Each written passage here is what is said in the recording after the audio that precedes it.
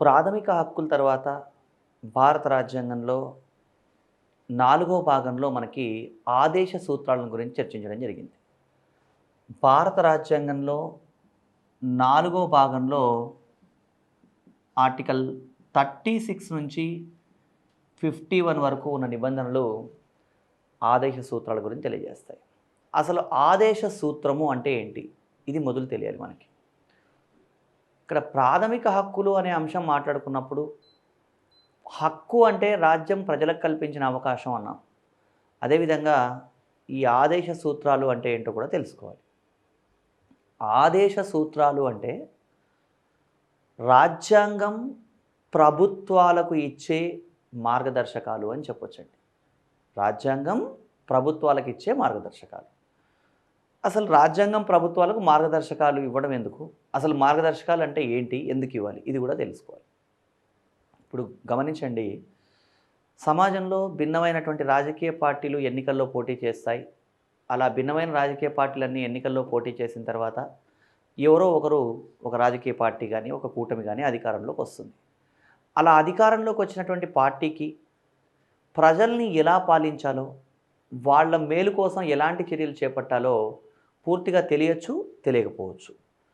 కొన్ని సందర్భాల్లో ఒక రాజకీయ పార్టీ ప్రజా సంక్షేమం కోసం ఎంతో చేయాలని అనుకోవచ్చు, కానీ అది ఎలా చేయాలో వాళ్ళకి అర్థం కాకపోయి ఉండొచ్చు, లేదా తెలియకపోయి ఉండొచ్చు. ఇలాంటివన్నీ అనేక రకాలైనటువంటి అంశాలు ఉంటాయి. కాబట్టి ప్రజా సంక్షేమం కోసం అంటే ఇక్కడ అధికారంలోకి వచ్చిన పార్టీ ప్రజా సంక్షేమం కోసం ఏం చేయాలి అని చెబుతూ కొన్ని గైడ్ లైన్స్ ఇవ్వడం జరిగిందండి. వాటిని మనం ఆదేశ సూత్రాలు అంటున్నాం. ఈ ఆదేశ సూత్రాలు మనం ఎక్కడి నుంచి తీసుకున్నాం అంటే, ఆదేశ సూత్రాల్ని మనం ఐర్లాండ్ రాజ్యాంగం నుంచి గ్రహించడం జరిగిందండి. ఐర్లాండ్ ఫస్ట్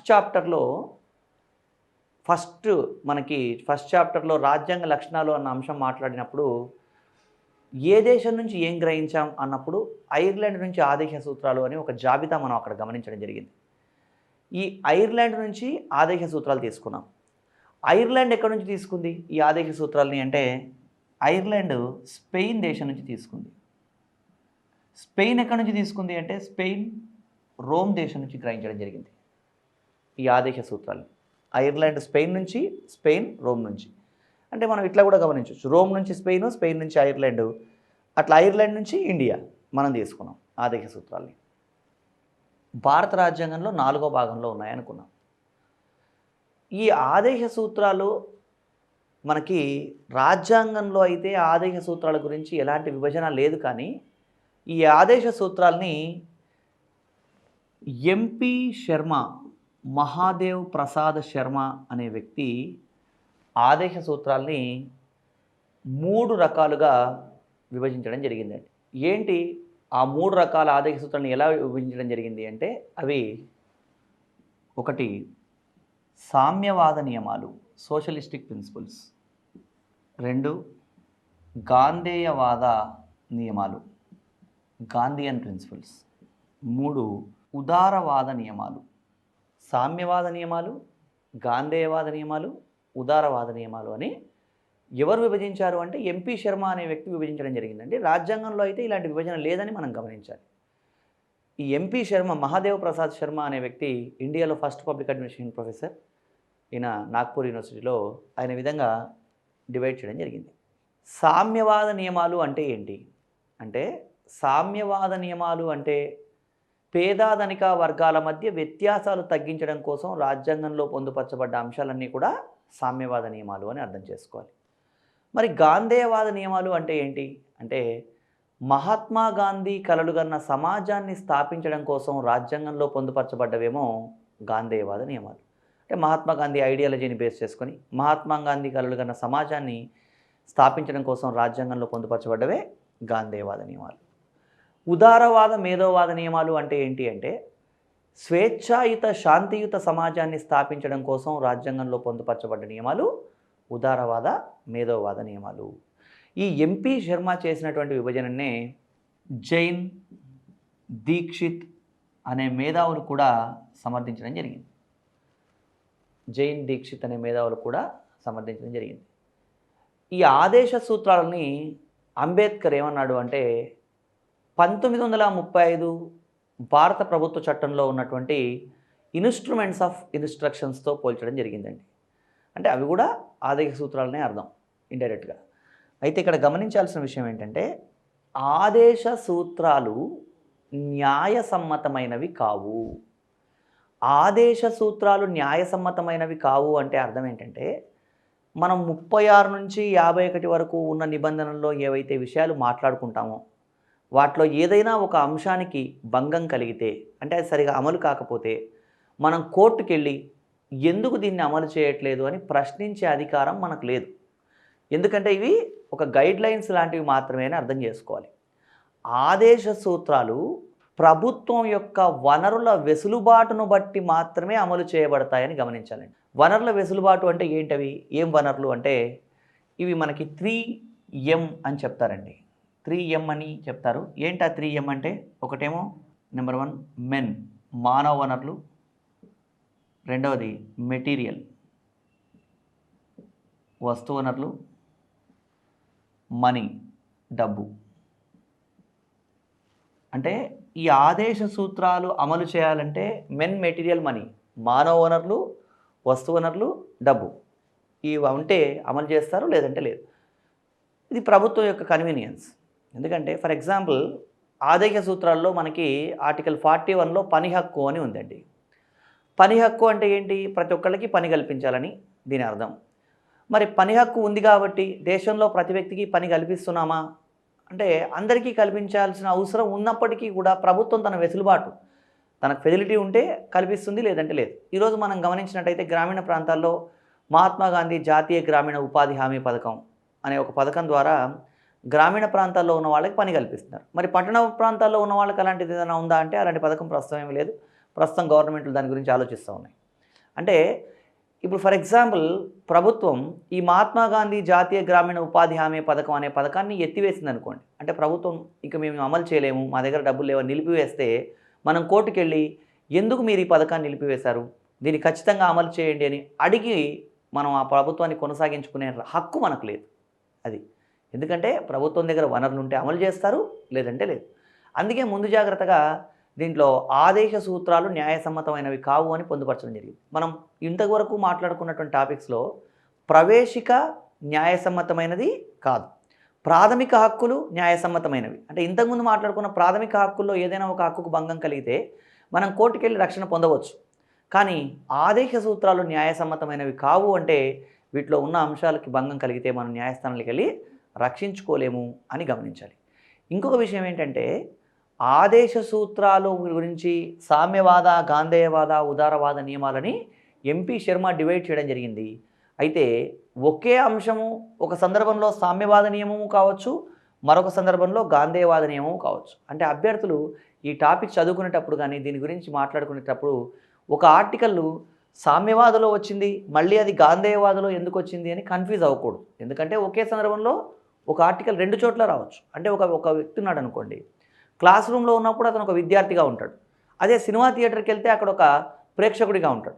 మరి నువ్వు స్టూడెంటు కదా, ఇప్పుడు నువ్వు సినిమా ఎందుకు చూస్తున్నావు అంటే క్లాస్ రూమ్లో ఉన్నప్పుడు స్టూడెంటు, సినిమా థియేటర్లో ఉన్నప్పుడు అతను ఒక ప్రేక్షకుడు. అలాగే ఒకే వ్యక్తికి భిన్నమైనటువంటి సందర్భాల్లో భిన్నమైన రూపాలు ఎలా ఉంటాయో ఈ ఆదేశ సూత్రాలు కూడా అలాగే ఒకసారి అది ఒకే ఆర్టికల్ సామ్యవాద నియమము, గాంధేయవాద నియమము అలా కూడా అవడానికి అవకాశం ఉంది. ఇది మనం గమనించాలి. ఇక ఈ ఆదేశ సూత్రాల్లో ఉన్నటువంటి అంశాలన్నీ కూడా ఒక్కొక్క అంశం గురించి మనం డీటెయిల్డ్గా తెలుసుకోవాలి. ఆదేశ సూత్రాల గురించి ఆర్టికల్ 36 నుంచి 51 వరకు ఉన్న నిబంధనలు అనుకున్నాం. ఆర్టికల్ 36 ఏం చెప్తోంది ఆదేశ సూత్రాల్లో అంటే రాజ్యం నిర్వచనం. రాజ్యం నిర్వచనం, డెఫినేషన్ ఆఫ్ ద స్టేట్. ఇక్కడ రాజ్యం నిర్వచనం అన్న అంశం మనకి ఆర్టికల్ 12లో కూడా వస్తుంది. ఆర్టికల్ 12లో ప్రాథమిక హక్కుల గురించి మాట్లాడేటప్పుడు అక్కడ కూడా రాజ్యం నిర్వచనం అనే అంశం ఉంది.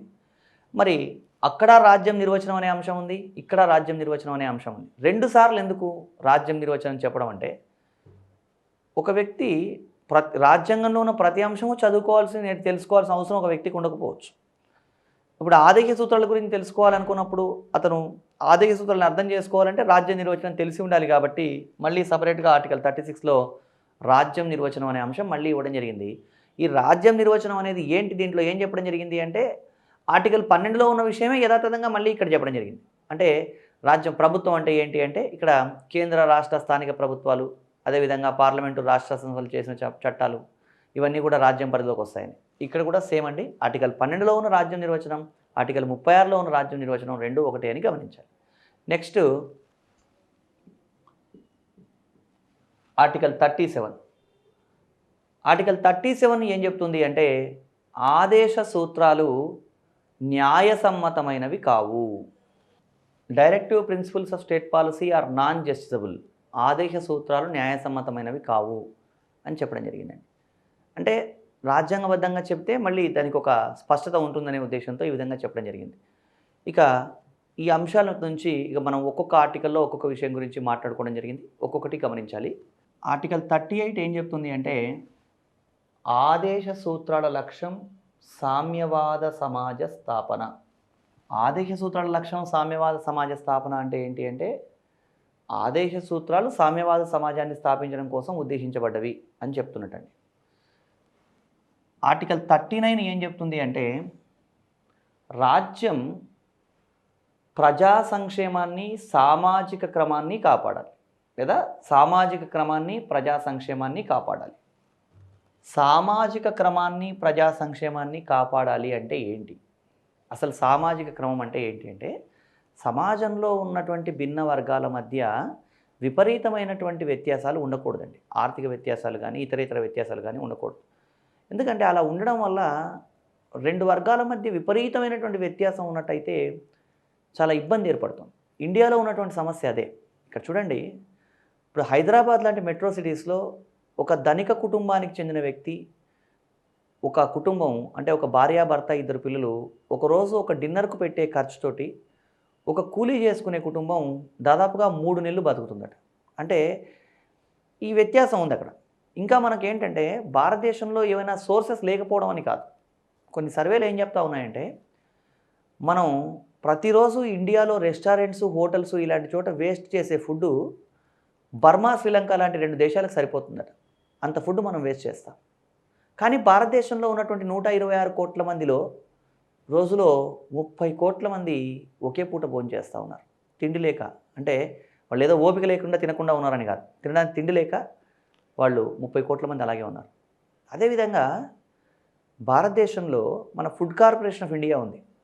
ఫుడ్ కార్పొరేషన్ ఆఫ్ ఇండియా గోడౌన్స్లో, అంటే భారత ఆహార సంస్థకు సంబంధించిన గోడౌన్లో ఉన్నటువంటి ధాన్యం బస్తాలు ఒక బస్తా మీద ఒక బస్తా అలా పేర్చుకుంటూ పోతే చంద్రమండలం వరకు ఒకసారి పెట్టి మళ్ళీ కిందికి దింపొచ్చట. అన్ని గ్రెయిన్స్ ఉన్నాయి, అంత ధాన్యం ఉంది. కానీ మళ్ళీ దేశంలో 30 కోట్ల మంది ఒకే పూట భోజనం చేస్తున్నారు. చూడండి, ఇది కొంత బాధ కలిగించే విషయం. లేకపోవడం వేరు, ఉండి అందకపోవడం వేరండి. సో కాబట్టి సమాజంలో ఉండే భిన్న వర్గాల మధ్య విపరీతమైన వ్యత్యాసాలు ఉండకూడదు. విపరీతమైన వ్యత్యాసాలు ఉంటే కూడా ఏమవుతుంది అంటే ఆ వర్గం మరొక వర్గం మీద ద్వేషం పెంచుకునే అవకాశం ఉంటుంది. కాబట్టి అలా లేకుండా చూడాల్సిన బాధ్యత ఎవరిది? రాజ్యాన్ని.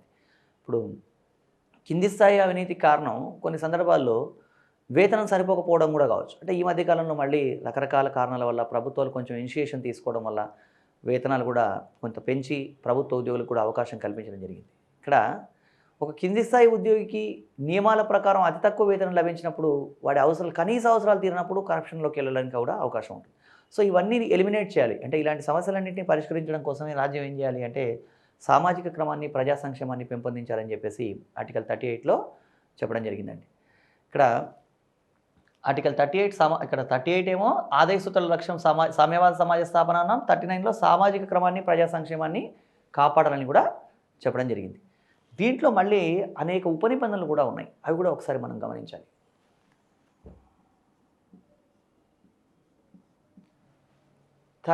స్మాల్ ఏ, ఇక్కడ ప్రజలందరికీ కూడా రాజ్యం కనీస జీవన వేతనం కల్పించాలి. కనీస జీవన వేతనం అన్న, కనీస జీవనోపాధి అన్న, ఈ రెండు దాదాపుగా ఒకే అర్థంలో వాడడం జరుగుతుంది. కనీస జీవన వేతనం కల్పించాలి అని చెప్తున్నారు. కనీస జీవన వేతనం అంటే ఒక మనిషి బతకడానికి కావాల్సినటువంటి మినిమం అవసరాలు తీర్చుకోవడానికి సరిపోయేంత వేతనం కల్పించాలి. 39 స్మాల్ బి ఏం చెప్తుంది అంటే భౌతిక వనరులు సమానంగా పంపిణీ చేయాలి. భౌతిక వనరులు సమానంగా భౌతిక వనరులు సమానంగా పంపిణీ చేయాలి. నెక్స్ట్ 39C ఏం చెప్తుంది అంటే ఉత్పత్తి కారకాలు సంపద కొద్దిమంది చేతుల్లో కేంద్రీకృతం కాకూడదు. ఉత్పత్తి కారకాలు అంటే ఏంటి? Factors of productions. భూమి, శ్రమ, మూలధనం, వ్యవస్థాపన ఇవన్నీ కొద్దిమంది చేతుల్లోనే ఉండకూడదు. అదేవిధంగా సంపద కూడా కొద్దిమంది చేతుల్లోనే ఉండకూడదు. ఎందుకంటే మనం ప్రవేశకులు మాట్లాడుకున్నాం సామ్యవాద అన్న అంశం గురించి. సామ్యవాదం అంటే పేదధనిక వర్గాలు లేని సమాజం అని, భారత రాజ్యాంగ నేపథ్యంలో సామ్యవాదం అంటే ప్రజాశ్రేయస్ అని కూడా చెప్పడం జరిగింది. ఇక్కడ ఉత్పత్తి కారకాలు సంపద కొద్దిమంది చేతుల్లోనే ఉన్నట్టయితే కొద్దిమంది మాత్రమే ధనవంతులుగా ఉంటారు, మిగతా వర్గాలందరూ కూడా పీడిత వర్గాలుగా ఉంటారు. కాబట్టి అలా ఉండకూడదు అని చెప్తున్నటువంటి నిబంధన 39C. ఉత్పత్తి కారకాలు అంటే భూమి, శ్రమ, మూలధనం, వ్యవస్థాపన ఇలాంటివి. అదేవిధంగా సంపద అంటే మనకు తెలుసు, సంపద ఏ రూపంలో ఉన్నా సరే ఇవి కొద్దిమంది చేతుల్లోనే కేంద్రీకృతం కాకూడదని చెప్పడం జరిగింది. ఈ 39C తర్వాత నెక్స్ట్ 39d. ఇక్కడ గమనించండి, లెటర్స్ క్యాపిటల్ లెటర్స్ ఉంటే క్యాపిటల్ లెటరే, స్మాల్ లెటర్ ఉంటే స్మాల్ లెటర్ అనేది జాగ్రత్త. ఇక్కడ స్మాల్ లెటర్స్ ఉన్నాయంటే ఏదైనా ఒక సందర్భంలో మళ్ళీ క్యాపిటల్ ఉండొచ్చు అని అర్థం. ఇక్కడ రాజ్యాంగంలో మాట వరుసకి అనేది ఉండదండి. ఏదైనా ఉంటే అది అక్యురేట్గా ఉంటుంది. స్మాల్ ఏ ఉంటే స్మాల్ ఏ, క్యాపిటల్ ఏ ఉంటే క్యాపిటల్ ఏ, ఏది ఉంటే అది అని గమనించాలి. ఇక్కడ 39D ఏం చెప్తుంది? స్మాల్ డి అంటే దీంట్లో సమానమైన పనికి సమాన వేతనం కల్పించాలి. సమాన పనికి సమాన వేతనం అంటే ఎవరికి సమాన పనికి సమాన వేతనం కల్పించాలి అంటే స్త్రీ పురుషులకి. ఒక పని మహిళలు చేసినా పురుషులు చేసినా అది పనే కాబట్టి ఇద్దరికీ సమాన వేతనం కల్పించాలి. ఈ సమాన పనికి సమాన వేతనం అన్న అంశం మనకి ఆర్గనైజ్డ్ సెక్టార్లో ఉంది. అంటే ఇప్పుడు ఒక లెక్చరర్ ఉన్నాడు, ఒక మహిళా లెక్చరర్కి అయితే ఒక జీతం, ఒక పురుష లెక్చరర్కి అయితే ఒక జీతం, ఇట్లాంటివి ఉండవు.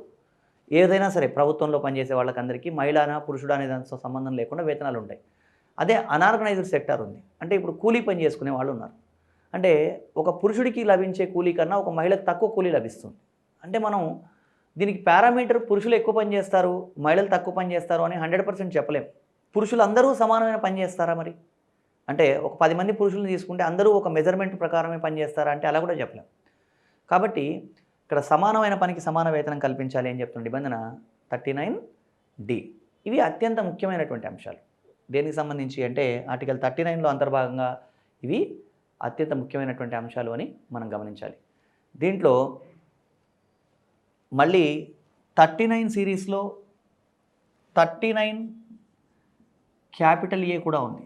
39A ఏం చెప్తోంది అంటే పేదలకు ఉచిత న్యాయ సహాయం అందించాలి. ఇవి ముఖ్యమైనవండి. గ్రూప్ 2 నేపథ్యంలో లేదా ఒక ఆబ్జెక్టివ్ టైప్ ఎగ్జామినేషన్కి సంబంధించి వీటి మీద మనకు గతంలో ప్రశ్నలు అడగడం జరిగింది. కాబట్టి ఇవన్నీ కూడా ఆర్టికల్ 39లో ఉన్న అంశాలని గమనించాలి. నెక్స్ట్ రాజ్యాంగంలో ఉన్నటువంటి ఆర్టికల్ 40 అండి. మొత్తం ఆదేశ సూత్రాల్లో అంటే 36 నుంచి 51 వరకు ఉన్న నిబంధనలు అన్నింట్లోనూ ఇంపార్టెంట్ ఆర్టికల్ ఏంటి అంటే ఆర్టికల్ 40. ఈ ఆర్టికల్ 40లో ఏం చెప్పడం జరిగింది అంటే గ్రామ పంచాయతీలను ఏర్పాటు చేసి వాటిని స్వయం పాలనా యూనిట్లుగా అభివృద్ధి చేయాలి అని చెప్పడం జరిగింది.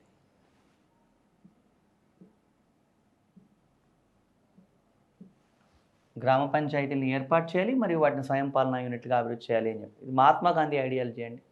ఇక్కడ నేను చెప్పేప్పుడు మీకు అన్నీ ఒకే వరుస క్రమంలో చెప్పడం జరుగుతుంది. కొన్ని దీంట్లో సామ్యవాద, గాంధేయవాద, ఉదారవాద నియమాలు అవుతాయి. ఎగ్జామ్లో ఇది ఏది కింది వానిలో ఏది గాంధేయవాద నియమం, ఏది ఉదారవాద నియమం అని గతంలో ఎప్పుడూ అడగలేదు. కాబట్టి మొత్తం మనం గమనించాలి. ఇక్కడ ఆర్టికల్ 40 ఏం చెప్తుందంటే గ్రామ పంచాయతీలను ఏర్పాటు చేసి వాటిని స్వయం పాలనా యూనిట్లుగా అభివృద్ధి చేయాలి అని చెప్తున్నారు. అంటే ప్రతి గ్రామ పంచాయతీ ఏర్పాటు చేయాలి. ఇవన్నీ కూడా మళ్ళీ మనకి ఈ టాపిక్ సంబంధించి దీంట్లో ఇంకా కూలంకుషంగా ఒక వివరణ మనకి 3వ చాప్టర్లో ఉన్నటువంటి స్థానిక ప్రభుత్వాలు అనే చాప్టర్లో వస్తుంది. అక్కడ మనం డీటెయిల్గా ఈ విషయం గురించి చర్చిస్తాం. ఇక్కడ మాత్రం గ్రామ పంచాయతీలను ఏర్పాటు చేసి వాటిని స్వయం పాలనా యూనిట్లుగా అభివృద్ధి చేయాలన్న అంశం మాత్రం గమనించాలి. Next article 41. ఆర్టికల్ 41 ఏం చెప్తుంది అంటే పని హక్కు కల్పించాలి. పని హక్కు. ఈ పని హక్కులో మళ్ళీ అనేక అంశాలు ఉంటాయి. దేశంలో ఉండే పౌరులందరికీ కూడా పని హక్కు కల్పించాలి. పని హక్కు కల్పించలేకపోతే రాజ్యం ఏం చేయాలి అంటే నిరుద్యోగ భృతి ఇవ్వాలి. అంటే ఒక వ్యక్తి ఎవరన్నా సరే ఒక క్వాలిఫికేషన్ కలిగిన వ్యక్తి ఒక పని చేయడంగా సిద్ధంగా ఉన్నప్పుడు ఆ పని అతనికి లభించకపోతే నిరుద్యోగ భృతి కూడా ఇవ్వాలి. చాలామంది ఏమనుకుంటారంటే ఒక వ్యక్తి నిరుద్యోగి అంటే చదువుకొని ఉద్యోగం లేకపోతే అతను నిరుద్యోగి అనుకుంటారు. నిరుద్యోగి అంటే చదువుకున్నవాడు మాత్రమే నిరుద్యోగి అని కాదండి ఇక్కడ. ఒక పని చేయడానికి సిద్ధంగా ఉండి అతనికి పని లభించకపోతే వాడు నిరుద్యోగి. చదువుకొని వాడు కూడా ఉద్యోగం లభించలేదంటే నిరుద్యోగి అవ్వచ్చు. కాబట్టి ఇక్కడ ప్రతి ఒక్కరికి ఏం చేయాలి రాజ్యం అంటే పని హక్కు కల్పించాలి. ఒకవేళ పని హక్కు ఇవ్వలేకపోతే నిరుద్యోగ భృతి ఇవ్వాలి. కేరళ, తమిళనాడు లాంటి రాష్ట్రాల్లో నిరుద్యోగ భృతి కూడా ఇస్తారు. అంటే వాళ్ళకి నెలకు ఒక ₹1000 ఆర్థిక సహాయం. ఉద్యోగం చదువుకుని ఉద్యోగం లేకుండా ఉన్న వాళ్ళకి ఒక ₹1000 నెలల వాళ్ళకి ఏదో చిన్న అవసరాలన్నా ఉంటాయనే ఉద్దేశంతో ఇస్తారు. అట్లా జీవితాంతం ఇస్తారని కాదు. వాళ్ళకి ఏం చేస్తుంది ప్రభుత్వం అంటే ఒక పని చూయించే వరకు అట్లా ఇస్తారు. ఆ పని చేయడానికి ఆ వ్యక్తులు సిద్ధంగా ఉంటే వాళ్ళు ఆ పనిలో జాయిన్ అవ్వచ్చు. ఒకవేళ వాళ్ళు సిద్ధంగా లేరు అని అనుకుంటే మళ్ళీ వాళ్ళ నిరుద్యోగ భృతిని నిలిపివేయడం జరుగుతుంది. సో ఈ విధంగా నిరుద్యోగ భృతి ఇవ్వచ్చు. అంటే పని హక్కు కల్పించాలి. కల్పించలేని పరిస్థితుల్లో నిరుద్యోగ భృతి ఇవ్వాలి. కానీ దేశంలో ఉండే ప్రతి వ్యక్తి పని చేయడానికి సిద్ధంగా ఉంటాడని మనం చెప్పలేం. అంటే ఫర్ ఎగ్జాంపుల్ వృద్ధులు ఉంటారు, లేదా వికలాంగులు ఉంటారు. ఇలాంటి వ్యక్తులు పని చేయలేకపోవచ్చు. వృద్ధులకి వృద్ధాప్య పెన్షన్లు ఇవ్వాలి రాజ్యం. వృద్ధాప్య పెన్షన్ ఇచ్చి వాళ్ళకి మినిమం అవసరాలు సంతృప్తిపరచుకునేందుకు అవకాశం కల్పించాలి. అదేవిధంగా వికలాంగులు అనే పదం ఈ మధ్యలో మనం వాడట్లేదండి. వికలాంగులు అనే పదాన్ని ప్రత్యేక అవసరాలకు కలిగిన వ్యక్తులు అని మార్చడం జరిగింది. గమనించాలి ఈ విషయం. ఇలాంటివన్నీ కూడా మనకి ఆర్టికల్ 41లో పని హక్కు రూపంలో ఉన్నాయి. ఈరోజు ఈ పని హక్కును అమలు చేయడం కోసమే మనం మహాత్మా గాంధీ జాతీయ గ్రామీణ ఉపాధి హామీ పథకం అనేటువంటి పథకం గ్రామీణ స్థాయిలో పని హక్కును సంతృప్తిపరుస్తోంది. ఇది ఆర్టికల్ 41 పని హక్కుకు సంబంధించినటువంటి అంశం. నెక్స్ట్ ఆర్టికల్ 42 ఏం చెప్తుంది అంటే శ్రామికుల ఆరోగ్యాన్ని కాపాడాలి. అదేవిధంగా మహిళలకు ఉచిత ప్రసూతి సౌకర్యాలు కల్పించాలి. ప్రతి ఆర్టికల్లో అనేక అంశాలు ఉంటాయి. అత్యంత ముఖ్యమైన విషయాన్ని మాత్రమే మనం ఫోకస్గా తెలుసుకోవాల్సి ఉంటుంది. మహిళలకు ఉచిత ప్రసూతి సౌకర్యాలు కల్పించాలి. Free maternity relief. ఈ ఉచిత ప్రసూతి సౌకర్యాలు కల్పించడం అనేది అవసరం అండి రాజ్యం. ఎందుకంటే ప్రసవ సమయంలో మహిళలు ఇబ్బంది పడకుండా ఉండాలి కాబట్టి ఒక కనీస అవసరంగా రాజ్యం అవకాశాలు కల్పించాలి. దీనికి సంబంధించి మనకి అనేక రకాల చట్టాలు ఉన్నాయి.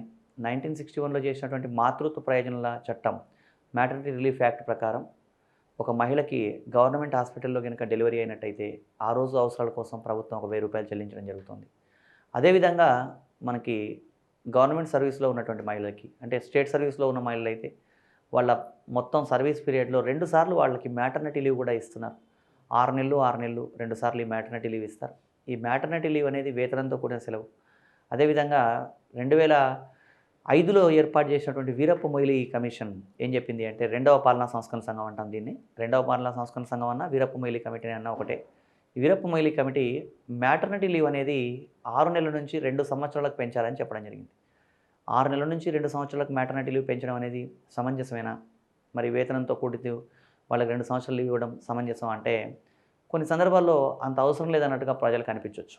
కానీ ఇక్కడ ఏమవుతుంది అంటే ఒకవేళ కనుక ప్రాపర్ పేరెంటింగ్ లేకపోతే సరైనటువంటి పేరెంటింగ్ లేదనుకోండి, అలాంటప్పుడు కలాం కావాల్సిన వ్యక్తి ఒకడు కసబ్ అయ్యే అవకాశం ఉంది. అంటే ప్రాపర్ పేరెంటింగ్ లేకపోతే పిల్లలు సంఘ విద్రోహ శక్తులుగా కూడా మారే అవకాశం ఉంది. కాబట్టి అలాంటి సూచనలు చేయడం జరిగిందని మనం గమనించాలి. ఎందుకంటే ఏదైనా ఒక కమిటీ ఒక సూచన చేసినప్పుడు వాళ్ళకు ఒక హేతుబద్ధత, వాళ్ళకు ఒక కారణం ఉండి ఉంటుంది. ఇండియాలో చాలా విషయాలు మనం అర్థం చేసుకోవాల్సిన విషయం ఏంటంటే పేరెంటింగ్ అనేది ఒక సబ్జెక్ట్ కాదు. అంటే పిల్లల్ని ఎలా పెంచాలి ఇలాంటి విషయాలు ఎక్కడా కూడా మనకి ఒక సబ్జెక్ట్ రూపంలో ఉండవు. కానీ చాలామందికి ఏంటంటే ఈ విషయం తెలియకుండానే వాళ్ళే పేరెంట్స్ అయిపోతూ ఉన్నారు. కానీ ఈ ప్రాపర్ పేరెంటింగ్ లేకపోవడం వల్ల తర్వాతి రోజుల్లో వచ్చే వ్యక్తులు సమాజంలోకి వాళ్ళే కదా ఈరోజు పిల్లలుగా ఉన్న వాళ్ళు రేపు సమాజంలో భావి పౌరులుగా మారిన తర్వాత వాళ్ళు బాధ్యతాయుతమైన పౌరులుగా ఉండలేకపోతున్నారు. ఇంకోటి ఏంటంటే ఈ పేరెంటింగ్ అనేటువంటిది విషయం కూడా ఒక సిస్టమేటిక్ పేరెంటింగ్ అనేది ఉండాలండి. దానివల్ల సమాజం బాగుపడుతుంది, పిల్లలు కూడా బాగుపడతారు. ఇక్కడ ఇప్పుడు చూడండి, ఒక 2-2.5 సంవత్సరాల పిల్లోడు కనుక అల్లరి చేస్తూ ఉన్నప్పుడు ఏమంటారంటే నువ్వు ఎక్కువ అల్లరి చేస్తే నేను స్కూల్కి పంపిస్తామంటారు పేరెంట్స్. అలా 100 సార్లు అని అంటారు. వాడికి 3 సంవత్సరాలు వచ్చేవారు. ఒకరోజు మళ్ళీ వాడికి బ్యాగ్ వేసి స్కూల్కి తీసుకెళ్ళామంటారు. ఈరోజు స్కూల్కి వెళ్దాంపా అంటే వాడు ఏడుస్తాడు. ఎందుకంటే 100 సార్లు వాడిని భయపెట్టాం మనమే. నువ్వు అల్లరి చేస్తే స్కూల్కి పంపిస్తాం, అల్లరి చేస్తే స్కూల్కి పంపిస్తాం. ఇప్పుడు మళ్ళీ పొమ్మంటే ఎలా వెళ్తాడు అంటే ప్రాపర్ పేరెంటింగ్ లేకపోవడం. సో ఇవన్నీ కూడా చాలా గుర్తించదగ్గ విషయాలు. మరి మనకి రాజ్యాంగం ప్రకారం వీటి గురించి ఎక్కువ మాట్లాడే అవకాశం లేదు. కానీ జస్ట్ ఇక్కడ ఆర్టికల్ 42 మహిళలకు ఉచిత ప్రసూతి సౌకర్యాలు కల్పించాలి అని మాత్రం తెలియజేయడం జరుగుతుంది. నెక్స్ట్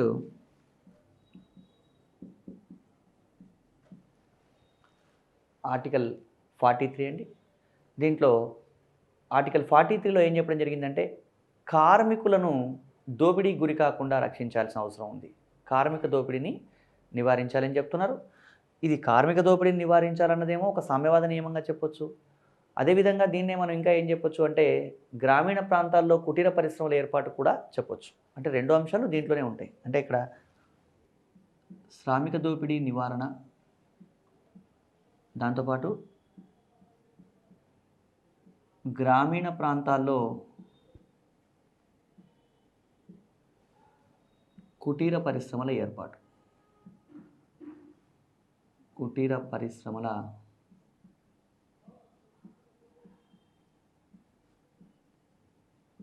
ఏర్పాటు, ఇది ఆర్టికల్ 43 అండి. ఇవి మనకి కొన్ని ఆదేశ సూత్రాలు. Next article 44. ఆర్టికల్ 44లో మనకి common civil code. Common civil code అన్న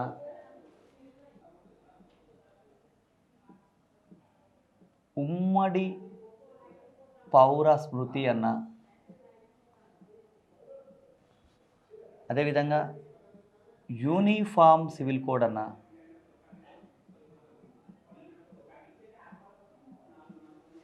ఇవన్నీ ఒకటే. కామన్ సివిల్ కోడ్ అన్న, ఉమ్మడి పౌర స్మృతి అన్న, యూనిఫామ్ సివిల్ కోడ్ అన్న ఒకటే. కామన్ సివిల్ కోడ్ అమలు చేయాలి అని ఉంటుందండి. మీరు తెలుగులో కానీ ఇంగ్లీష్లో కానీ ఏదైనా ఒక పాలిటీ పుస్తకం గమనించినట్టయితే దాంట్లో కామన్ సివిల్ కోడ్ అమలు చేయాలి అన్న విషయం ఉంటుంది. ఇంకా దీన్ని మనం డీటెయిల్గా చెప్పాలంటే కామన్ సివిల్ కోడ్ అంటే ఏంటి అంటే ఒక వ్యక్తి ఒకే ఒక్క జీవించి ఉన్న జీవిత భాగస్వామిని కలిగి ఉండాలి అని చెప్పడం. అంటే ఒక వ్యక్తికి ఒకరికన్నా ఎక్కువ మంది లైఫ్ పార్ట్నర్లు ఉండకూడదు అని చెప్తున్నది ఆర్టికల్ 44 కామన్ సివిల్ కోడ్. ఈ కామన్ సివిల్ కోడ్కి సంబంధించి మనకి భిన్నమైన కేసుల్లో కూడా సుప్రీంకోర్టు భిన్నమైన జడ్జిమెంట్లు ఇవ్వడం జరిగింది. దాంట్లో ప్రధానమైనటువంటి కేసులు Shah Bano case, Sarala mudgal case, John వల్లమోతన్ case,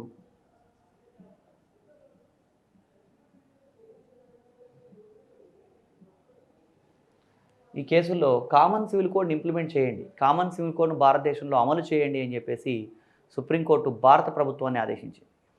అంటే కామన్ సివిల్ కోడ్ ఈరోజు దేశంలో అమలు అవుతోందా, అన్ని వర్గాల వాళ్ళకి ఈ నియమం వర్తిస్తోందా అంటే కామన్ సివిల్ కోడ్ ముస్లిం మతం వాళ్ళని తీసుకున్నట్టయితే వాళ్ళు ఒకటి కంటే ఎక్కువ మంది వివాహాలు చేసుకోవడం అనేది వాళ్ళకున్నటువంటి నియమాల ప్రకారం అది సమంజసమే అని భావించడం జరుగుతుంది. కానీ ఆర్టికల్ 14 ప్రకారం చట్టం ముందు అందరూ సమానమే కదా, భారతదేశంలో ఉన్న పౌరులందరూ సమానమే కదా, మరి వాళ్ళకి ఎందుకు మినహాయింపు ఇవ్వడం జరిగింది అని అంటే ఇక్కడ గమనించాల్సింది ఏమంటే కొన్ని ఇస్లామిక్ దేశాల్లో కూడా ఈ అంశం లేదు, కానీ భారతదేశంలో ఈ అంశంలో మినహాయింపు లభించింది వాళ్ళకి. అంటే దీనివల్ల ఏం నష్టం జరుగుతోంది అంటే దీనివల్ల ఎవరు ఎక్కువ ఇబ్బంది పడుతున్నారు అంటే ముస్లిం కమ్యూనిటీలో ఉన్నటువంటి మహిళలు ఎక్కువ ఇబ్బంది పడే అవకాశం ఉంది. ఎందుకంటే ఒక వ్యక్తి ఒకటి కన్నా ఎక్కువ వివాహాలు చేసుకున్నప్పుడు అతనికి భార్యలుగా ఉన్న వాళ్ళు ఎవరు కూడా అందరూ కూడా ఇన్సెక్యూర్గానే ఉండొచ్చు. అంటే ఎవరు కూడా పూర్తి స్థాయి సెక్యూరిటీ ఉండదు వాళ్ళకి. అదేవిధంగా ఒకవేళ కనుక వాళ్ళు వదిలేసినట్టయితే వాళ్ళు కనుక డిపెండెంట్స్ అయితే వాళ్ళ పిల్లలు ఇబ్బంది పడే అవకాశం ఉంది. కాబట్టి ఈ కామన్ సివిల్ కోడ్ను దేశవ్యాప్తంగా అమలు చేయాలని చెప్పి సుప్రీంకోర్టే భారత ప్రభుత్వాన్ని అనేక సందర్భాల్లో ఆదేశించడం జరిగింది. కానీ అనేక రకాలైనటువంటి రాజకీయ కారణాల వల్ల ఇవి పూర్తి స్థాయిలో అమలు కావట్లేదు. అయితే కామన్ సివిల్ కోడ్ అమలవుతున్న ఏకైక ప్రాంతం ఏది ఇండియాలో అంటే గోవా అని గుర్తుంచుకోవాలి. గోవాలో కామన్ సివిల్ కోడ్ అమలవుతోంది అని గమనించాలి. ఇది కామన్ సివిల్ కోడ్. మరి ముస్లిం కమ్యూనిటీలో ఎందుకు ఉంది కామన్ సివిల్ కోడ్ అంటే అప్పుడు చారిత్రకంగా ఉన్న కారణాలు వేరండి. ఎందుకంటే క్రూసేడ్స్ మత యుద్ధాలు జరిగినప్పుడు ఏం జరిగేదంటే యుద్ధ భూమిలో ఎక్కువ మంది మరణించేది పురుషులే కాబట్టి ఎక్కువ మంది పురుషులు చనిపోవడం వల్ల మహిళా జనాభా పెరిగి పురుష జనాభా తగ్గింది. ఆ సందర్భంలో మరి యుద్ధం చేయాలంటే యుద్ధ అవసరాలు ఉన్నాయి, మహిళా జనాభా బాగా పెరిగిపోతుంది, పురుష జనాభా తగ్గిపోతుంది. అప్పుడున్నటువంటి సోషల్ కండిషన్స్లో వాళ్ళు అప్పుడు బహుభార్యత్వాన్ని ప్రోత్సహించారు తప్ప ఇప్పుడు ఆధునిక సమాజానికి సమంజసం కాదు. కానీ చాలా సివిలైజ్డ్ సొసైటీలో చాలామంది ముస్లింలు కూడా ఈరోజు బహుభార్యత్వాన్ని కొనసాగించట్లేదు. ఇది వాస్తవం అయినప్పటికీ దీనివల్ల కొంతమంది అయినా నష్టపోయే అవకాశం ఉంది. కాబట్టి ఈ కామన్ సివిల్ కోడ్ను దేశవ్యాప్తంగా అమలు చేయాలని చెప్పేసి సుప్రీంకోర్టు భారత ప్రభుత్వాన్ని ఆదేశించింది. ఇది article 44 common civil code. Next article 45 గురించి తెలుసుకోవాలి. ఇది చాలా ఇంపార్టెంట్ అండి. ఈ 45 గురించి ఇప్పుడు ప్రస్తుతం ఉన్న రాజ్యాంగంలో ఆర్టికల్ 45లో ఏమని ఉంది అంటే 6 సంవత్సరాల లోపు పిల్లలకు విద్య మరియు పౌష్టికాహారం అందించడం రాజ్యం బాధ్యత. అంటే 6 సంవత్సరాల లోపు పిల్లలకు పౌష్టికాహారం ఏమి అందిస్తాం అంటే అంగన్వాడీ స్కూల్స్ ఉన్నాయి కదా, అంగన్వాడీ స్కూల్స్లో 6 సంవత్సరాల లోపు పిల్లకే మిల్క్ పౌడర్ లాంటిది పెడతారు. వాళ్ళకు కొంచెం రక్షణ బాధ్యతలు ఇవన్నీ చూస్తారు. ఇది కూడా అక్కడ మనకి 6 సంవత్సరాల లోపు పిల్లలకి విద్య మరియు పౌష్టికాహారం అందించడం రాజ్యం బాధ్యత అన్న అంశం ఉందండి. ఇక్కడ కామన్ సివిల్ కోడ్ తర్వాత నెక్స్ట్ ఆర్టికల్ 45లో ఈ అంశం పొందుపరచడం జరిగింది. అయితే మౌలిక భారత రాజ్యాంగం 1950లో అమల్లోకి వచ్చిన భారత రాజ్యాంగంలో ఏ అంశం ఉండింది అంటే 6 నుంచి 14 సంవత్సరాల లోపు పిల్లలకు విద్య మరియు పౌష్టికాహారం అందించడం రాజ్యం బాధ్యత అని ఉండింది. ఎప్పుడు 1950లో భారత రాజ్యాంగం అమల్లోకి వచ్చినప్పుడు 6 నుంచి 14 సంవత్సరాల లోపు పిల్లలకు విద్య మరియు పౌష్టికాహారం అందించడం రాజ్యం బాధ్యత అని ఉండింది. కానీ 86వ రాజ్యాంగ సవరణ ద్వారా 2002లో 86వ రాజ్యాంగ సవరణ 2002లో ఏం చేశారు అంటే ఆర్టికల్ 45లో ఉన్న విషయాన్ని ఆర్టికల్ 45 నుంచి తీసేసి దాన్ని ఆర్టికల్ 21కు అనుబంధంగా ఆర్టికల్ 21A అనే నిబంధనను పొందుపరిచి ఆర్టికల్ 21Aలో ఏం చేశారంటే 6 సంవత్సరాల లోపు పిల్లలను అన్నదీసేసి 21Aలో ఏమని పెట్టారంటే 6 నుంచి 14 సంవత్సరాల లోపు పిల్లలకు ప్రాథమిక విద్య ప్రాథమిక హక్కు అని పొందుపరచడం జరిగింది. ఇక్కడ జాగ్రత్తగా అర్థం చేసుకోవాలండి. 1950లో భారత రాజ్యాంగం అమల్లోకి వచ్చినప్పుడు 6 సంవత్సరాల లోపు పిల్లలకు విద్య మరియు పౌష్టికాహారం అందించడం రాజ్యం బాధ్యత అని 1950లో ఉండింది. 1950లో ఆర్టికల్ 45లో ఉన్న విషయాన్ని ఏం చేశారు అంటే 86వ రాజ్యాంగ సవరణ 86వ రాజ్యాంగ సవరణ చేశారు 2002లో. 86వ రాజ్యాంగ సవరణ చేసి ఏం చేశారంటే ఆర్టికల్ 21కు అనుబంధంగా 21A అనే అంశాన్ని చేర్చి 6 నుంచి 14 సంవత్సరాల లోపు పిల్లలకు విద్య మరియు పౌష్టికాహారం అందించడం రాజ్యం బాధ్యత అని పొందుపరిచారు. అంటే ఆర్టికల్ 45లో 1950లో ఉన్న అంశం ఆర్టికల్ 21Aలోకి ఎప్పుడు వచ్చింది అంటే 2002లో వచ్చింది, షిఫ్ట్ అయిపోయింది. అలాంటప్పుడు ఇక్కడ ఆర్టికల్ 45 ఖాళీ ఏర్పడుతుంది కదా. ఆర్టికల్ 45 ఖాళీ ఏర్పడకుండా ఏం చేశారు మళ్ళీ అంటే ఆర్టికల్ 45లో 6 సంవత్సరాల లోపు పిల్లలకు విద్య మరియు పౌష్టికాహారం అందించడం రాజ్యం బాధ్యత అని మళ్ళీ పొందుపరిచారు. అంటే 86వ రాజ్యాంగ సవరణ ప్రభావం మనకి ప్రాథమిక హక్కుల్లో ఆర్టికల్ 21A మీద, ఆదేశ సూత్రాల్లో మళ్ళీ ఆర్టికల్ 45 మీద ఉంది. ఇంకా జాగ్రత్తగా గమనిస్తే 86వ రాజ్యాంగ సవరణ ప్రభావం 86వ రాజ్యాంగ సవరణ 2002 ప్రభావం ఫండమెంటల్ రైట్స్ ప్రాథమిక హక్కుల్లో మనకి ఆర్టికల్ 21A మీద ఉంది. అదేవిధంగా ఆదేశ సూత్రాలు డైరెక్టివ్ ప్రిన్సిపల్స్ ఆఫ్ స్టేట్ పాలసీలో మనకి ఆర్టికల్ 45 మీద ఉంది. నెక్స్ట్ మాట్లాడుకోబోయే టాపిక్ ఫండమెంటల్ డ్యూటీస్ అని ఒకటి ఉంటుందండి, ప్రాథమిక విధులు. ఆ ఫండమెంటల్ డ్యూటీస్లో 11వ ప్రాథమిక విధి మీద కూడా ఉందండి. 11వ ప్రాథమిక విధి 11వ ప్రాథమిక విధిని కూడా 86వ రాజ్యాంగ సవరణ ద్వారానే చేర్చారు. అంటే ఈ 3 అంశాలని కూడా మనకి 86వ రాజ్యాంగ సవరణ 2002లోనే రాజ్యాంగంలో పొందుపరచడం జరిగింది. ఇక్కడ గమనించాల్సింది ఏమంటే 21A ప్రాథమిక హక్కుల్లో ఆర్టికల్ 21 మాట్లాడుకున్నాం, కానీ 21A గురించి చర్చించలేదు. ఎందుకు అంటే ఒకదాంతో ఒకటి సంబంధం ఉన్న విషయాలని ఒకే చోట మాట్లాడుకోవడం వల్ల క్లారిటీ ఉంటుందని చెప్పి ఇక్కడే మనం మాట్లాడుకుంటున్నాం. 21Aలో ఏమనుంది అంటే మనకి 6 నుంచి 14 సంవత్సరాల లోపు పిల్లలకు ప్రాథమిక విద్య ప్రాథమిక హక్కు. ఆదేశ సూత్రాల్లో 6 సంవత్సరాల లోపు పిల్లలకి విద్య మరియు పౌష్టికాహారం అందించడం రాజ్యం బాధ్యత. మరి 11వ ప్రాథమిక విధి ఏంటి అంటే ప్రతి తల్లిదండ్రి లేదా సంరక్షకుడు 14 సంవత్సరాల లోపు, ఇంకా స్పెసిఫిక్గా చెప్పాలంటే 6 నుంచి 14 సంవత్సరాల లోపు పిల్లలను పాఠశాలకు పంపడం ఆ తల్లిదండ్రుల ప్రాథమిక విధి అని ఇక్కడ చెప్పడం జరిగిందండి. సో ఇది మనకి 86వ రాజ్యాంగ సవరణ 2002 ప్రభావం. ఇది ఆర్టికల్ 45కి సంబంధించినటువంటి విషయం. ఇక్కడ ఆర్టికల్ 21A గురించి కూడా కొంత తెలుసుకోవాలి ఇదే సందర్భంలో. ఈ 21A ఒకటి గమనించాల్సిన విషయం ఏంటంటే, మనం ప్రాథమిక హక్కుల గురించి మాట్లాడుకునేప్పుడు వరుసగా 12, 13 అట్లా 35 వరకు మాట్లాడుకున్నాం, కానీ 21A గురించి డీటెయిల్గా మాట్లాడలేదు అక్కడ. ఇప్పుడు క్లియర్ చేసుకుందాం. 21A ప్రాథమిక హక్కుల్లో ఉన్న 21A ఏం చెప్తుంది? 6 నుంచి 14 సంవత్సరాల లోపు పిల్లలకు ప్రాథమిక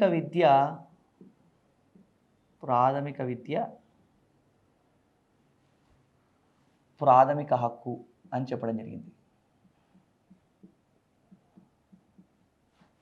ఇక్కడ ఉచిత నిర్బంధ విద్య అంటారు దీన్ని. ప్రాథమిక విద్య ప్రాథమిక హక్కు. ఎందుకు ఇలా అంటే, ఒక రీజన్ ఏమో 86వ రాజ్యాంగ సవరణ 2002. ఈ 86వ రాజ్యాంగ సవరణ 2002 అనే అంశం ఆర్టికల్ 21Aకి సంబంధించి ఎప్పటి నుంచి అమల్లోకి వచ్చింది అంటే 2010 ఏప్రిల్ 1వ తారీఖు నుంచి విద్యా హక్కు చట్టం అమల్లోకి వచ్చిందండి. విద్యా హక్కు చట్టం అంటే ఆర్టీఐ కాదండి, ఇది రైట్ టు ఇన్ఫర్మేషన్ కాదు, రైట్ టు ఎడ్యుకేషన్. విద్యా హక్కు చట్టం మనకి 2010 ఏప్రిల్ 1 నుంచి అమల్లోకి వచ్చింది. మొన్న 2015 ఏప్రిల్ 1 నాటికి 5 సంవత్సరాలు పూర్తవడం జరిగింది. ఏది? ఈ విద్యా హక్కు చట్టం అమల్లోకి వచ్చి. దీనికి సంబంధించి కొన్ని కేసులు కూడా ఉన్నాయి మనకి. ఏంటి అంటే 1992లో మోహిని జైన్ కేసు లేదా Mohini Jain versus Karnataka case. Mohini Jain versus Karnataka కేసులో ఏం చెప్పడం జరిగింది అంటే, ఉన్నత విద్య కూడా ప్రాథమిక హక్కే. ఇప్పుడు కేసుల గురించి ఎగ్జామ్లో ప్రశ్న అడిగేటప్పుడు అడుగుతున్నాడండి, ఏ కేసులో ఉన్నత విద్య ప్రాథమిక హక్కు అని చెప్పడం జరిగింది అంటే 1992లో మోహిని జైన్ వర్సెస్ కర్ణాటక కేసులో ఉన్నత విద్య కూడా ప్రాథమిక హక్కే అని చెప్పడం జరిగింది. కానీ మళ్ళీ జడ్జిమెంట్ మార్చి 1993లో ఉన్నికృష్ణన్ వర్సెస్ ఆంధ్రప్రదేశ్ రాష్ట్రం కేసులో ప్రాథమిక విద్య మాత్రమే ప్రాథమిక హక్కు అని చెప్పడం జరిగిందండి. దీని మీద ప్రశ్నలు అడగవచ్చు. ఉన్నత విద్య కూడా ప్రాథమిక హక్కే అని చెప్పిన కేసు ఏది అంటే మోహిని జైన్ కేసు. ప్రాథమిక విద్య మాత్రమే ప్రాథమిక హక్కు అని చెప్పిన కేసు ఏది అంటే ఉన్నికృష్ణన్ వర్సెస్ ఆంధ్రప్రదేశ్ కేసు. ప్రాథమిక విద్య ప్రాథమిక హక్కుగా ఎప్పటి నుంచి అమల్లోకి వచ్చింది అంటే 2010 ఏప్రిల్ 1. 86వ రాజ్యాంగ సవరణ ఎప్పుడు చేశారు అంటే 2002. ఇలాంటివన్నీ కూడా జాగ్రత్తగా అర్థం చేసుకోవాలి. మనం ఆర్టికల్ 45 దానికి అనుబంధంగా ఉన్నటువంటి 21A అన్నీ ఒకేసారి ఇక్కడ చర్చించడం జరిగింది. నెక్స్ట్ ఆర్టికల్ 45 తర్వాత ఆర్టికల్ 46 అండి. ఆర్టికల్ 46 ఏం చెప్తుంది అంటే, ఎస్సీ ఎస్టీ మరియు బలహీన వర్గాల వారిని దోపిడీకి గురి కాకుండా చూడాలి, అదేవిధంగా సామాజిక అన్యాయానికి గురి కాకుండా రక్షించాలి అని చెప్తుంది. ఇది ఆర్టికల్ 46. అంటే ఎస్సీ ఎస్టీ బలహీన వర్గాల వాళ్ళని ఎవరు ఎక్స్ప్లాయిట్ చేయకుండా కాపాడాల్సిన బాధ్యత రాజ్యానికి ఉంది. అంటే వాళ్ళు మోసపోయే అవకాశం ఉంది. తప్పుడు సమాచారం ద్వారానో ఎవరైనా మభ్యపెట్టడం వలన మరి ఏదైనా కారణం చేత వాళ్ళని ఎవరైనా మోసం చేస్తూ ఉంటే దాన్ని అరికట్టాల్సిన బాధ్యత రాజ్యాంగని ఆర్టికల్ 46లో చెప్పడం జరిగింది. నెక్స్ట్ ఆర్టికల్ 47 ఏం చెప్తుంది అంటే, మత్తు పదార్థాలు మత్తు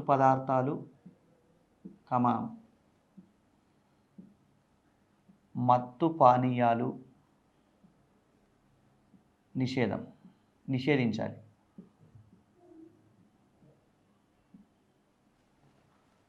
మత్తు పదార్థాలు మత్తు పానీయాలు నిషేధించాలి అని చెప్తున్న నిబంధన ఆర్టికల్ 47 అండి.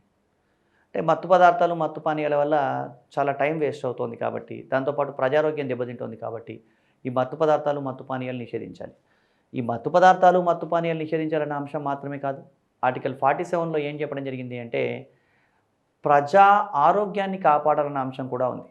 అంటే ప్రజారోగ్యాన్ని ఎలా కాపాడుతాం? పౌష్టికాహార స్థాయిని పెంపొందించాలి, ప్రజారోగ్యాన్ని కాపాడాలని స్పెసిఫిక్గా చెప్పడం జరిగింది.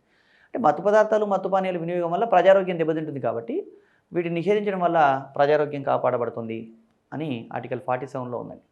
ఇక్కడ మత్తు పదార్థాలు మత్తు పానీయాలు నిషేధించబడ్డది ఎక్కడన్నా ఉందా భారతదేశంలో ఇప్పటిదాకా అంటే గుజరాత్ రాష్ట్రంలో నిషేధించడం జరిగిందండి. గుజరాత్ రాష్ట్రంలో మత్తు పదార్థాలు మత్తు పానీయాలు నిషేధించారు. అంటే దీన్ని మనం ఎలా అంటే వాలంటరీగా కూడా ప్రజలు మారచ్చు. ఇప్పుడు చూడండి, మహారాష్ట్రలో రాలేగావ్ సిద్ధి అనే ఒక గ్రామం ఉంది, అన్నా హజారే వాళ్ళ ఊరు. ఆ ఊరిలో ఎవరు మత్తు పదార్థాలు మత్తు పానీయాలు సేవించరు. దానికి చాలా టైం పట్టిండొచ్చు. అంటే అన్నా హజారే వల్ల మిగతా వాళ్ళ వల్ల వాళ్ళందరూ కూడా వాళ్ళకు వాళ్ళు స్వచ్ఛందంగా అక్కడ వాళ్ళందరూ మానివేయడం జరిగింది. ఇదంతా వ్యక్తుల యొక్క మానసిక సామర్థ్యం ఆధారంగా ఉంటుంది. ప్రభుత్వం కూడా దీనికి తగ్గ చర్యలు తీసుకున్నట్టయితే ప్రజా సంక్షేమం కొనసాగడానికి అవకాశం ఉంటుంది. కానీ ప్రభుత్వాలు ఏమనుకుంటాయంటే ఈరోజు సంక్షేమ పథకాలు చేయడానికి వస్తున్నటువంటి డబ్బంతా కూడా ఈ రూపంలో వస్తుందని.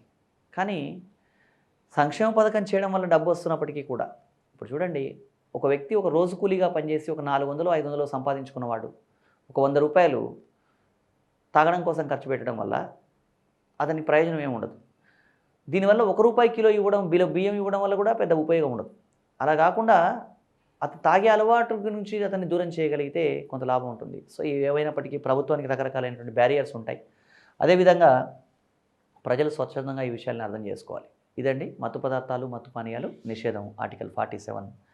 నెక్స్ట్ ఆర్టికల్ 48 ఏం చెప్తోంది అంటే గోవధ నిషేధం. గోవధ నిషేధం, ప్రొహిబిషన్ ఆఫ్ కౌ స్లాటరింగ్. గోవధ చేయకూడదండి, గోవధ నిషేధం. సో ఈ గోవధ నిషేధం అనేది ఒక ఆదేశ సూత్రం ఉన్నప్పటికీ కూడా అంటే ఉత్తరప్రదేశ్, గుజరాత్, హర్యానా, మహారాష్ట్ర ఈ రాష్ట్రాల్లో గోవధ నిషేధ చట్టాలు చేయడం జరిగింది. కానీ కొన్ని రాష్ట్రాల్లో గోవధ కొనసాగుతోంది. దీనికి సంబంధించి గోవధ నిషేధం అన్న అంశం మాత్రం ఆర్టికల్ 48లో ఉందని మనం గమనించాలి. గోవధ నిషేధం. నెక్స్ట్ ఆర్టికల్ 48 తర్వాత ఆర్టికల్ 49 అండి. ఆర్టికల్ 49లో ఏం చెప్పడం జరిగింది అంటే చారిత్రక కట్టడాలను, చారిత్రక ప్రదేశాలను ఇలాంటి వాటిని రక్షించాలి అని చెప్పడం జరిగింది. చారిత్రక కట్టడాలను పరిరక్షించాల్సిన అవసరం ఉందండి. ఎందుకంటే అవి ఒక కాలం నాటి సంస్కృతికి ప్రతీకలు కాబట్టి ఈ చారిత్రక కట్టడాలను పరిరక్షించడం వల్ల మనం ఒక సమాజంలో ఎలా ఉంది, ఒక కాలంలో ఎలాంటి సంస్కృతి ఉంది అని ప్రజలకు తెలిసే అవకాశం ఉంది. కాబట్టి ఈ చారిత్రక కట్టడాలను పరిరక్షించాల్సిన అవసరం ఆర్టికల్ 49లో ఉంది. అదేవిధంగా ఆర్టికల్ 50 ఏం చెప్తుంది అంటే ఇక్కడ కార్యనిర్వాహక శాఖ నుంచి న్యాయ శాఖను వేరు చేయాలి.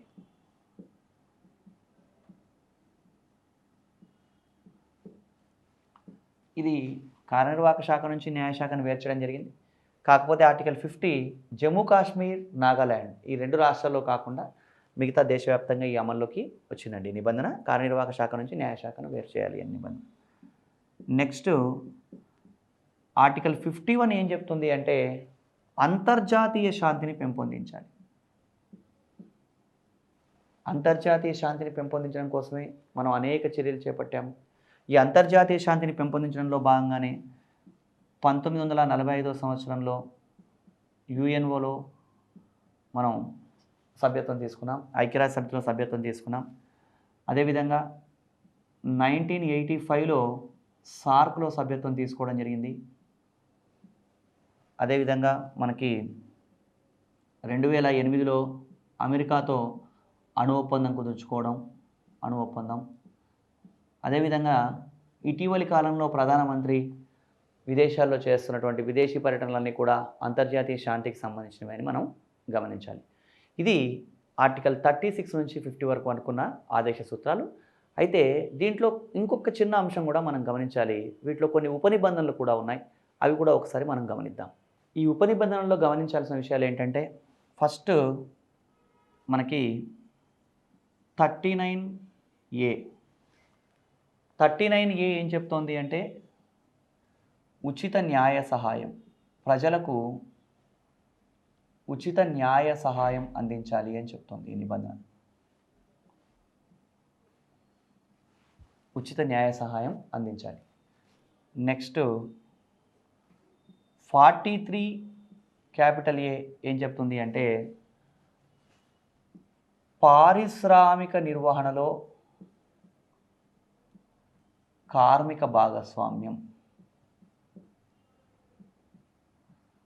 పారిశ్రామిక నిర్వహణలో కార్మిక భాగస్వామ్యం అంటే శ్రామికులకు కూడా పారిశ్రామిక నిర్వహణలో భాగస్వామ్యం ఉండాలి అని చెప్తున్న నిబంధన 43A. అదేవిధంగా 48 క్యాపిటల్ ఏ ఏం చెప్తుంది అంటే పర్యావరణాన్ని పరిరక్షించాలి. పర్యావరణ పరిరక్షణ. ఇవి మనకు ఉపనిబంధనలు అంటే ఇంపార్టెంట్ ఉపనిబంధనలు 39A, 43A, తర్వాత 48A. ఇవన్నీ ఆదేశ సూత్రాలు. ఈ ఆదేశ సూత్రాల్లో ఇంకొక విషయం ఏంటంటే ఈ భిన్నమైనటువంటి ఆదేశ సూత్రాలని గురించి భిన్నమైనటువంటి మేధావులు వాళ్ళ అభిప్రాయాలను వ్యక్తం చేయడం జరిగింది. ఎవరు ఏమన్నారు అని కూడా ఎగ్జామ్లో అడగడానికి అవకాశం ఉంది కాబట్టి ఆ స్టేట్మెంట్స్ కూడా ఒకసారి మనం గమనించాలి. ఈ ఆదేశ సూత్రాలని గురించి భిన్నమైన మేధావులు వాళ్ళ అభిప్రాయాలను వ్యక్తం చేయడం జరిగిందండి. దాంట్లో ఎవరేమన్నారు అనేది కూడా మనం గమనిద్దాం. ఇక్కడ ఆదేశ సూత్రాల గురించి వ్యాఖ్యానిస్తూ ఒక వ్యక్తి MC చాంగ్లా అనే వ్యక్తి ఏమంటాడంటే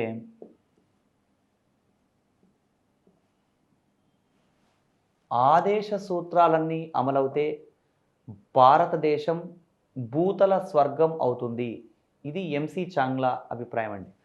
అంటే ఈ ఆదేశ సూత్రాలన్నీ అమలవుతే భారతదేశం ఎలా మారిపోతుంది అన్నాడు అంటే భూతల స్వర్గం అంటే భూమి మీదే ఒక స్వర్గం ఏర్పడుతుంది అని ఈయన అభిప్రాయం వ్యక్తం చేయడం జరిగింది. అంటే కదా ఇప్పుడు చూడండి, మత్తు పదార్థాలు లేవు, పని హక్కు ఉంది, ఉపాధి ఉంది, ఎవరికి ఎలాంటి ఇబ్బందులు లేవు, అలాంటప్పుడు భారతదేశం భూతల స్వర్గం అవుతుంది అని. కానీ ప్రాక్టికల్గా ఇవన్నీ అమలు అవ్వాలి, అమలు అవుతే భూతల స్వర్గం అవుతుంది అన్నది MC చాంగ్లా అభిప్రాయం అండి. అదేవిధంగా నసీరుద్దీన్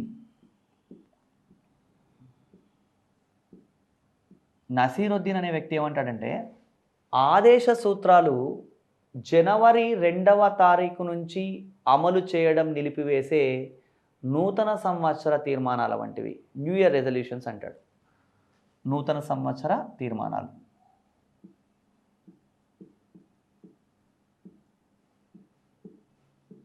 ఇక్కడ ఒక కీవర్డ్ గుర్తుంచుకుంటే సరిపోతుందండి. నూతన సంవత్సర తీర్మానాలు అంటే జనవరి 2వ తారీఖు నుంచి అమలు చేయడం నిలిపివేసే నూతన సంవత్సర తీర్మానాలు అంటే ఏంటి అంటే ప్రతి సంవత్సరం జనవరిలో ఎన్నో చేయాలనుకుని ఎన్నో ప్లాన్లు చేసి మళ్ళీ 2వ తారీఖు నుంచి అవన్నీ మామూలే, రొటీన్గా అయిపోతుంది. అంతర్జాతీయ సర్వేలు కూడా ఏం చెప్తున్నాయంటే జనవరి 1st వీక్లో మార్నింగ్ వాక్స్ బాగా పెరుగుతాయట. అదేవిధంగా జనవరి 1st వీక్లో సిగరెట్ అమ్మకాలు విపరీతంగా పడిపోతాయట. మళ్ళీ తర్వాత నుంచి మామూలే అయిపోతాయి. అంటే ఇది తాత్కాలికమైనటువంటివి అనే ధోరణిలో నసీరుద్దీన్ ఏమన్నాడు అంటే ఆదేశ సూత్రాలు జనవరి 2వ తారీఖు నుంచి అమలు చేయడం నిలిపివేసే నూతన సంవత్సర తీర్మానాలు అనే అభిప్రాయాన్ని వ్యక్తం చేయడం జరిగిందండి. ఇక దీనికి సంబంధించి టిటి కృష్ణమాచారి ఏమన్నాడు అంటే ఆదేశ సూత్రాలు చెత్తబుట్టకు పరిమితమైన ప్రజల భావోద్వేగాలు అన్నాడండి. ఆదేశ సూత్రాలు చెత్తబుట్టకు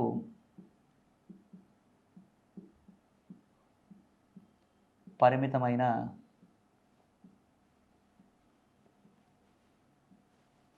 ప్రజల భావోద్వేగాలు.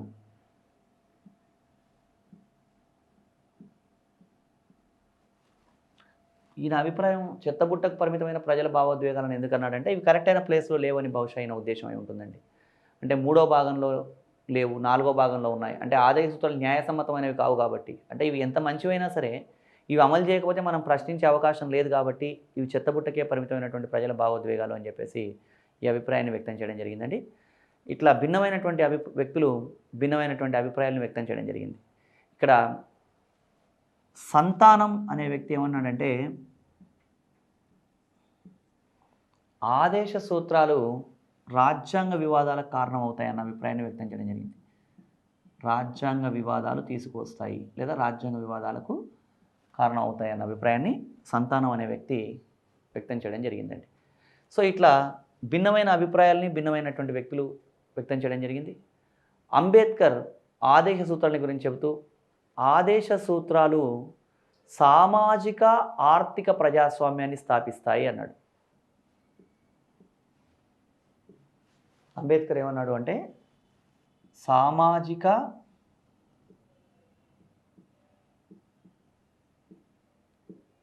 ఆర్థిక ప్రజాస్వామ్యాన్ని స్థాపిస్తాయి.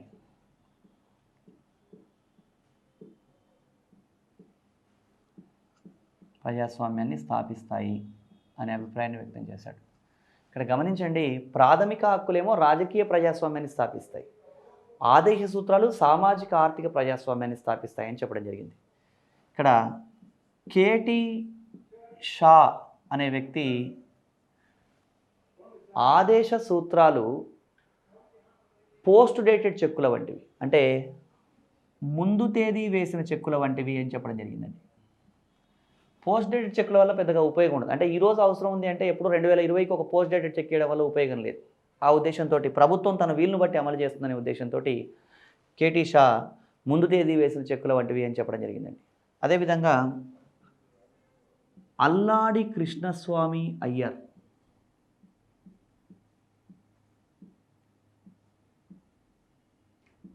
అల్లాడి కృష్ణస్వామి అయ్యర్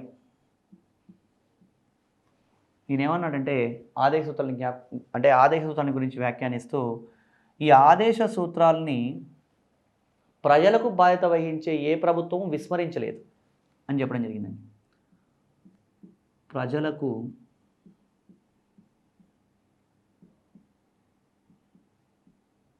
బాధ్యత వహించే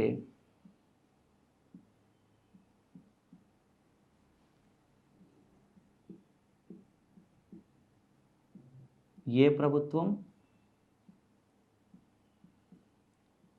విస్మరించలేదు.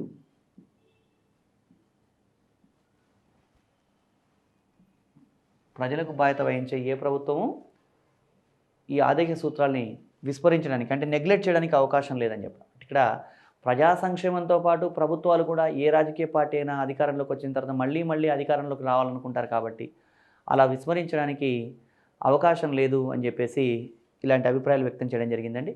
అదేవిధంగా ఎల్ఎం సింఘ్వి అనే వ్యక్తి ఏమన్నాడంటే ఆదేశ సూత్రాలు భారత రాజ్యాంగానికి ప్రాణం వంటివి అన్న అభిప్రాయం వ్యక్తం చేయడం జరిగింది. ప్రాణం వంటివి. ఇక్కడ అన్నింటి గురించి ఆదేశ సూత్రాల గురించి భిన్నమైన వ్యాఖ్యానాలు అండి. ఎవరేమన్నారు అని దీని మీద ఒక స్టేట్మెంట్ ఇచ్చి పలానా స్టేట్మెంట్ ఇచ్చి ఈ స్టేట్మెంట్ ఎవరన్నారు అని అడుగుతాడు. అంటే ఆదేశ సూత్రాలన్నీ అమలవుతే భారతదేశం భూతల స్వర్గం అవుతుంది అని వ్యాఖ్యానించిన వారు ఎవరు అని ప్రశ్న ఇవ్వచ్చు. అలాంటప్పుడు ఇవన్నీ మనం ఒకసారి చూసుకున్నట్టయితే, గుర్తుంచుకున్నట్టయితే ఎవరు ఏ అభిప్రాయం వ్యక్తం చేశారు అనేది మనం గమనించవచ్చండి. ఇది ఓవరాల్గా ఆదేశ సూత్రాలు 4వ భాగంలో 36 నుంచి 51 వరకు ఉన్న అంశాలండి. గ్రూప్ 2 లాంటి ఎగ్జామినేషన్లో, ఆబ్జెక్ట్ టైప్ ఎగ్జామినేషన్లో ముఖ్యంగా గ్రూప్ 2లో ఈ టాపిక్ నుంచి 2 నుంచి 3 మార్కులు రావడానికి అవకాశం ఉంది.